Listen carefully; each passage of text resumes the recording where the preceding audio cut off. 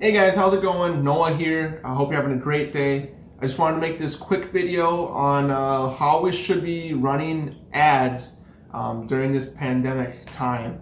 I really do believe that now is a great time to grow your business online and to grow your brand, increase your reach online. It's because so many people are home and they're bored, they're scrolling through social media and stuff.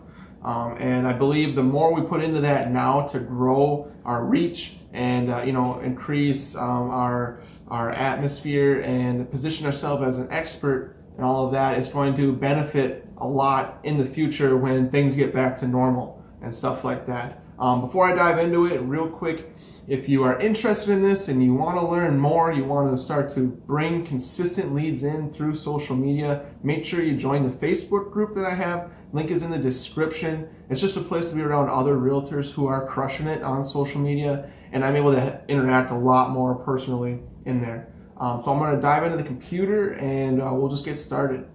All right, so we're going to start in Ads Manager. If this doesn't look familiar at all, I got other videos on how to set up your Facebook account in Ads Manager. You can run ads just from like your business page, but if you're doing this at all, you're going to want to get used to going to Ads Manager. You just have a lot more control and you can just um, manage them a lot better. So make sure you're kind of familiar with this. Go check that video out and then you can come back to here. We're just going to go to this green create here. I'm going to start a brand new ad from scratch. And right away, since we're in real estate, we're going to have to check this box. We're in a special category and we're going to be in housing, make sure it's in housing. This is just Facebook's way to make sure we're not discriminating. We're following the Fair Housing Act and everything like that. So we're not able to target a specific age or gender or anything like that, which is pretty typical with real estate anyway. So it doesn't affect it too much or anything. So I did make another video on the different campaign objectives and what to choose when and how I typically go about it. So for this one, for what I've been running lately, I'm going to be running a traffic campaign. So we're just going to click on traffic and then we'll scroll down here and you can name it. This is just for you, whatever you want. If you want to name this, seller leads or whatever, I'll just keep it blank for now. And then I just keep both of them off and keep it nice blank slate and we'll just hit continue. So once it loads here, we can name our ad set. So we started with the campaign. That's kind of like the overall like arching umbrella theme of what we're doing. And then we have ad sets. So like we can create the rules for that. And then we'll have an ad for the ad set. And typically how I do it is I'll have one ad set and then I'll do two different ads, testing maybe like a different picture or a different wording. And then I'm just always changing them out, seeing what works best. And by the way, this kind of just brushes the surface of what we cover in the Social Lead Academy. We dive a lot deeper into there. I give you a step-by-step like template of a perfect ad campaign that I use from start to finish, and you can just plug it in and go. But this is just a great place to start. So once we name it, I'm just going to have it named traffic for the purpose of this. We're going to choose where we're sending our traffic to, and I'm sending them to a website. And I'm actually going to send them to ManyChat, and I have a video on how to create a landing page in there. I'll put that link in the description. Send them right to a landing page in ManyChat, and then with our flow that we're going to create, we're going to funnel them off into our groups and to our emails so we can start to build rapport with them and position ourselves as an expert. So when these times are done and people are ready to move, you've built a lot of rapport with them. They trust you and they're ready to use you. There's no question about it. So we're going to click website here. We're going to scroll down here and we can choose our audience. So if you have a previous like custom audience before that you use, you can put it in there. I doubt you do. So we can go down here and we can change our location. And you're gonna, I don't know what's going on there. And you can add like your market area. So let's say you're in Charleston, South Carolina, or something like that. So you can type that in. So you got Charleston, South Carolina, and then you can choose the radius that you want to cover. And the bigger you go, obviously you'll see the kind of the estimated reach that you'll have per day. So it just depends on how far you're willing to drive for your farm area. I'll just leave it at 15 miles. If you're in a rural area and you are willing to drive an hour in any direction. You can, put up to 50, 60 miles, whatever you want to do there, really. But this is who's going to be seeing your ad. And the most important thing about this is we want to go up here and we want to change this. So this says people living in or recently in this location. We only want people living in this location, right? We want to make sure they're living there, so they're looking to buy or sell in this area. We don't want travelers who are passing through or anything like that. So we can scroll down and you can see age here and gender. We can't change those, and that's part of that special housing category that we had to check earlier. And now detailed targeting, we can edit this if we want, and we can add interests or recent activities. So maybe a good one is sometimes is like Zillow. If people have been on Zillow, then we're going to include those people here. Or another one is like house hunting. If people have used that term at all, or if they've liked a page that is about house hunting. Or you can even do, there's like a first time home buyer grant thing. So if people have shown interest in that, and maybe you're running an ad that's targeting first time home buyers, that would be a great time to use that. But a lot of times I'll run the ad without any interest targeting at all, just because Facebook is going to get it in front of the right people, and real estate affects everybody, right? Like everybody at some point is looking to buy or sell. So it doesn't hurt to get in front of everybody. And then once people start clicking on it and going to your landing page, Facebook is going to, figure out who that is, and they're going to start putting it in front of more people like that. So it'll start to kind of work itself out anyway. So it's kind of up to you. I try not to detail too much. I might just do one thing like Zillow or house hunting, something like that. And then just kind of watch it go from there. So then if we scroll down to placements here, we're just going to keep it at automatic placements. It just allows Facebook to put it in the right spots. If you get more experience running ads, you can choose manual placements. Then you can decide like this ad is only going to be for Instagram stories or Facebook feed and Instagram feed only or whatever. But at this point, I just do automatic. Facebook gets it in front of the right areas to get people to click and get going from there. So now we can go down to budget and schedule, and we can optimize this. We have a few options. We can go landing page views, we can go link clicks, impressions, or daily reach. And we want landing page views. We don't want people just to click the link. We want to make sure they land on the landing page. Otherwise, it's kind of just a waste of money. So our daily budget and schedule, it's up to you what you want to spend. I always recommend that you start with at least $10 a day, just because if you're spending anything less than that, you're not really likely to get a lead a day, and you're kind of just throwing your money away. Like I would rather spend $10 a day for 2 weeks versus spend $5 a day all month.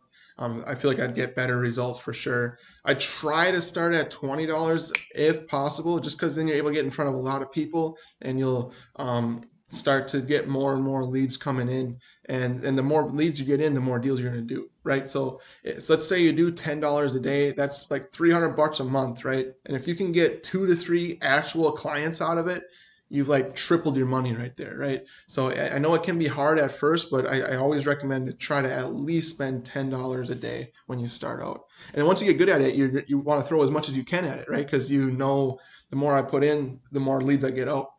So it's just kind of cool. So set that. I'm just going to leave it at 20. We can hit continue. And this loads. This is our ad. So again, you can name the ad something that helps you remember what's going on here.